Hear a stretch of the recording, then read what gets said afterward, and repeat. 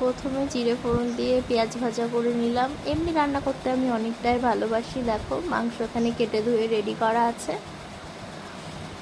আর আমার রান্না সবাই খুবই পছন্দ করে। বাড়িতে তো মাংস নিয়ে আসলে আমাকেই রান্না করতে বলে। তো কাঁচা লঙ্কা দিয়ে তো মাংস খুব একটা রান্না করি না আমি। কিন্তু এই যে আজকে বাবার বাড়িতে এসেছিলাম, সবাই কাল একাদশী করেছে, তো আজ পালনা ছিল, ওর জন্যে কেউ মাংস খাবে না, আমি খাবো, আমার ছেলে মেয়ে খাবে আর দাদার ছেলে খাবে। তো আমরা এই কজন খাবো, ওর জন্যে আর শুকনো লঙ্কা এর মধ্যে দিই নি।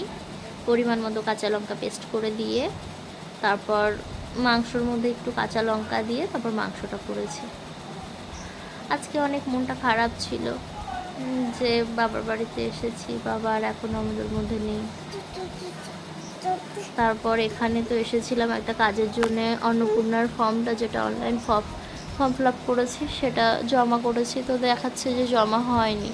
যখন অনলাইন চেক করলাম তারপর ওটা তো অফলাইন করে জমা দিয়েছিলাম, ওটাতে কিছুই হবে না শুনলাম। তারপর আবার ছুটে এসেছি কাল ফর্ম জমা দেওয়ার জন্য। তো কাল এত খারাপ লাগছিল যে আর জমা দিতে পারিনি, যাইনি, অনলাইন শপে যাইনি। তারপর আজ গেছিলাম, রান্নাবান্না করে খেয়ে দিয়ে বাড়ি থেকে 10টার সময় বেরিয়েছি।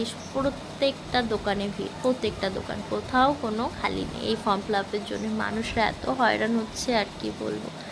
আমার ছেলেকে খাইয়ে ঘুম পাড়িয়ে মেয়েকে নিয়ে গেছিলাম, আর কিছু করার নেই, যেতে যখন হবে তখন গেছি। মাকে নিয়ে মেয়েকে নিয়ে গেছিলাম, যেহেতু আমার মেয়ে ছোটো। তো এদিকে আমার রান্নাও প্রায় কমপ্লিট হয়ে গেছে, তোমাদের সাথে একটু গল্পও করে নিলাম যে ঝোল দেওয়া হয়ে গেছে, আর কিছুক্ষণের মধ্যে রান্নাটা হয়ে যাবে, মাংস নামিয়ে নেব। তো আমি জানি আমি ভালো করে কথা বলতে পারছি না, তোমাদের ভালো লাগবে না, তবু আমি চেষ্টা করছি ভালো করে ভিডিও বানানোর। তোমরা যদি পাশে থাকো তাহলে আস্তে আস্তে অবশ্যই পারবো।